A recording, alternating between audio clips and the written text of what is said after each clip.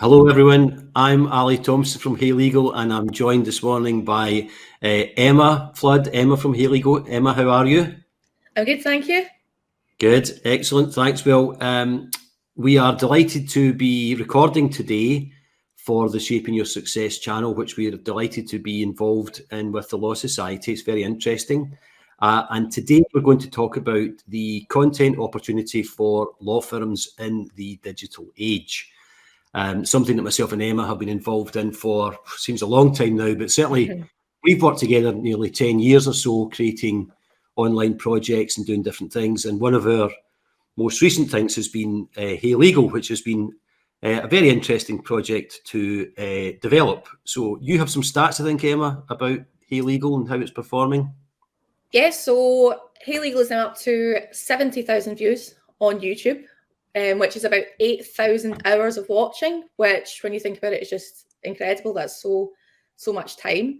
And we also have about 6,000 subscribers across all of our channels, YouTube, our newsletter and things like that. So we're really building out our audience, and we're completely a content-driven business at this stage. Yeah, okay, so that's great. So what we want to do is we do a lot of work with law firms, obviously developing their content strategy and how they make sense of the online world. And today we wanted just to discuss the type of content that law firms should be thinking about making and why they should do that. So what's your thoughts in relation to that? Well, I think when you kind of ask what type of content law firm should be creating, you need to think about what the goals are and what you want your kind of potential clients and customers to do. And really that all kind of begins with your website. What we typically see is a lot of law firms, getting their website, getting all the content ready, getting to the finish line. The website looks great. And then that's it. That's the end of the journey for the website. But really, as the kind of core of your business online, it's a living organism. You should keep updating it, keep kind of tailoring the website and making it work hard for you. You've spent a lot of time and money getting the website there. You need to have it continuing to be your kind of marketing machine. So as part of that, you obviously want to keep adding landing pages, keep adding blogs that answer really common questions that you get from your clients as well. And once you've kind of got all of that in hand as part of a strategy, then you can start to do more interesting things, or things that I think are more interesting anyway, which is creating the video content and feeding people to the website through interesting social media content as well, which can be everything from TikTok reels, Instagram graphics, all of that kind of more modern, interesting type of marketing material. Yeah, and this is the type of content that we're seeing more progressive firms start to create. Yeah, definitely. We're even seeing a lot of lawyers, well, not a lot of lawyers, progressive lawyers using TikTok, which is mad. Like last year, TikTok was exclusively for teenagers doing dance routines. And now you're seeing lawyers speak to their audience completely directly using this new platform. There's a family lawyer that I follow who just answers questions about divorce and family law, but has millions of followers. Yeah, well, that might be something that fills some of our audience with absolute horror, but we'll come to it. And I suppose the question is why? Why do we think that this is important for firms to be thinking about? Well, really, I mean, it comes down to the kind of competitive element. If you are not creating this content for your clients, someone else is, and they're going to get that traffic and get those instructions. But it's also part of your brand and part of feeling like you are doing something to really get your business out there and to really do the most that you can for your business in this age. Yeah. So this all sounds really good. Mm-hmm. I know from experience, having been a partner in a law firm, that there are challenges around creating content and being online. And I think we both have knowledge and experience of those challenges, but perhaps that's something we should run through just now. So what do you think are the main challenges that law firms face with content creation? I think you'll know this very well, Ally, having practiced, is time. They just do not have the time to create the content that they either want to or that they've talked about or anything like that. So I think that is one of the big factors. I think time is a massive issue. Fee earning is obviously a necessity. Looking after clients is absolutely paramount. And the idea of doing all of that and then switching away to some form of content creation type project is really difficult, especially when it's done in the way that most law firms tend to go about it currently. And we're going to talk about solutions. I think another aspect as well is that many lawyers, this is no criticism, but simply don't lack the skill set to be creating a lot of content. It's not a natural thing to do, and it just all becomes a bit cumbersome and difficult.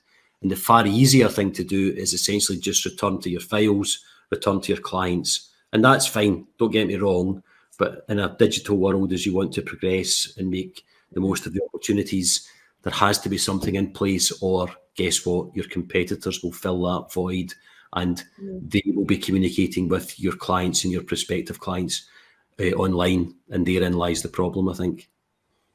Yeah.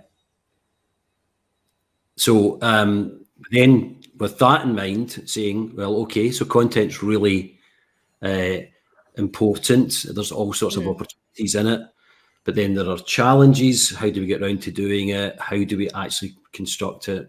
We need to look at solutions. So the starting point, so what steps should law firms take to get started? Yeah, we talk all the time, Ally, about how important it is to have a strategy in place, because as much as people think, or people kind of see, you know, that one viral bit of content, there's probably months and years of strategy and kind of building up your online presence that goes into that. So behind all of your online content, you do need to have like a strategy. This is what we do. This is when. This is the goal that this is driving, and kind of understanding your online business goals. I know that, you know, most law firms obviously have a business plan, but an online business plan, an online marketing plan is quite different to that. Wouldn't you agree? Yeah, absolutely. I mean, I think the two are blending and coming together. That a business plan now just inherently has digital elements within it, because it just simply has to, as the world evolves. But absolutely, you do need a specific plan around this. I mean, the experience I have is that lawyers can, in a very well-intentioned way, create a bit of content. They do create it. It gets passed around a number of different hands as people authorize it and approve it, and then it's ultimately released. And very often what happens is it's put into an online location that really doesn't gain any form of audience. There isn't anything in place to tell the fee earner who's created the content about the success or failure of it, or what works. And ultimately, everyone just consigns it into having been an okay thing to have done, but hopefully it's not me soon that has to write another blog again. And I think key to the strategy is metrics of success, so you know what's performing well. And that is not just traffic, but also the generation of business. And I think another thing to remember as well is that this type of content, when it's there to be visible in search, so that people who can find you online that maybe didn't know you at all, but know that you do this type of work. But it's also there to, you know, inform and retain existing clients, so that they know that you are keeping up to date, you're keeping in contact with them, and they're seeing you very visibly in their life.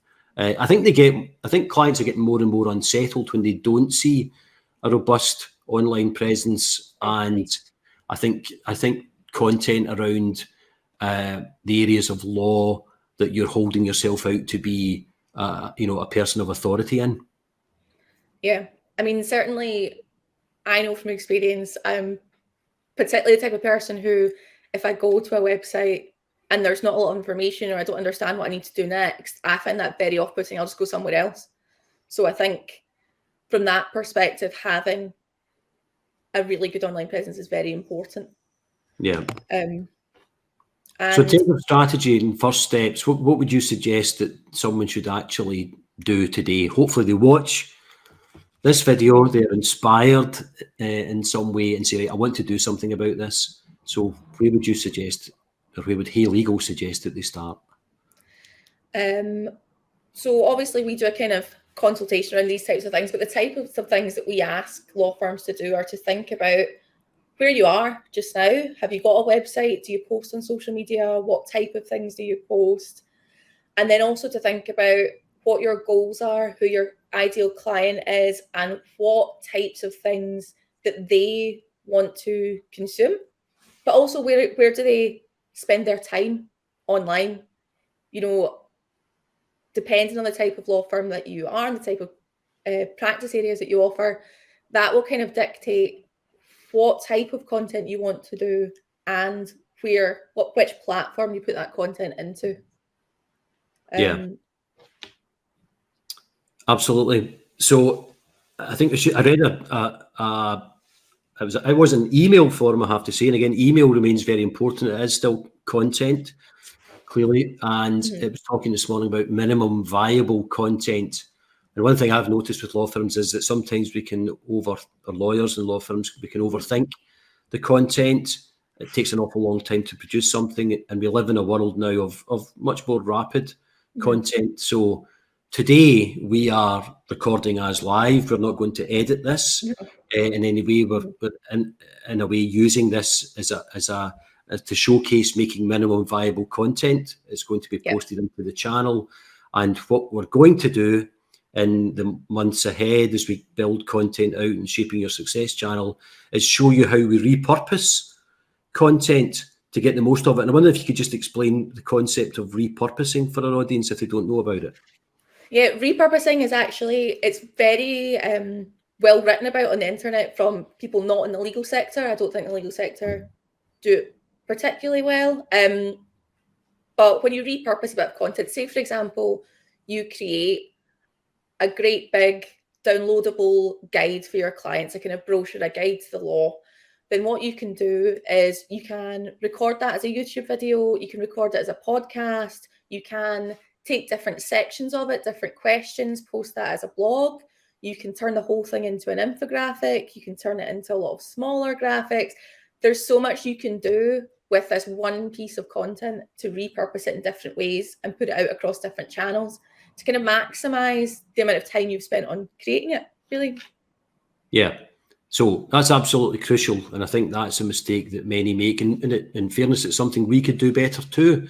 It's something where you take the time to create the content, but then you really need to spend as much time thinking about how it can be used in multiple ways across multiple channels.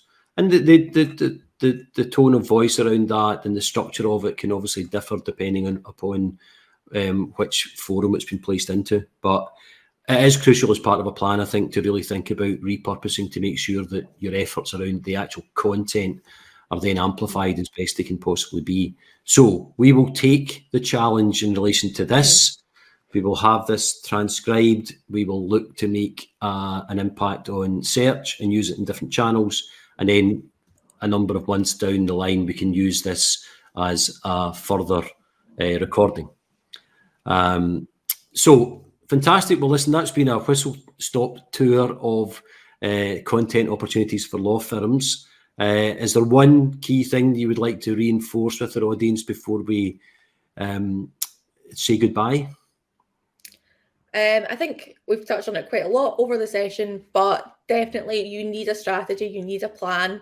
You can't just create content in kind of silos and one-off random pieces. It's really important to have that strategy in place. Yeah, okay. No, I couldn't agree more. And I think I would say that if anyone is going to try to be an advocate for creating more content, that it's crucial that they set up metrics of success and make it clear to the fee earner or anyone in the business who has spent the time to create the content, whether it's been successful. And a fantastic element of success would be able to say that we got new business in through this, or we had an existing client come back referencing something that we've done. I think that type of understanding and feedback is absolutely crucial. So fantastic. Well, thank you, Emma.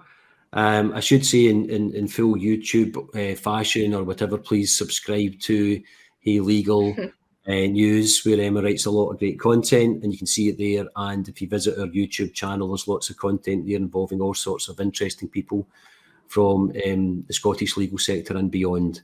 So thank you, Emma. And thank you, Ally. Thanks for having me. and we will speak very soon. Okay. Yeah. Thanks, everyone. Bye.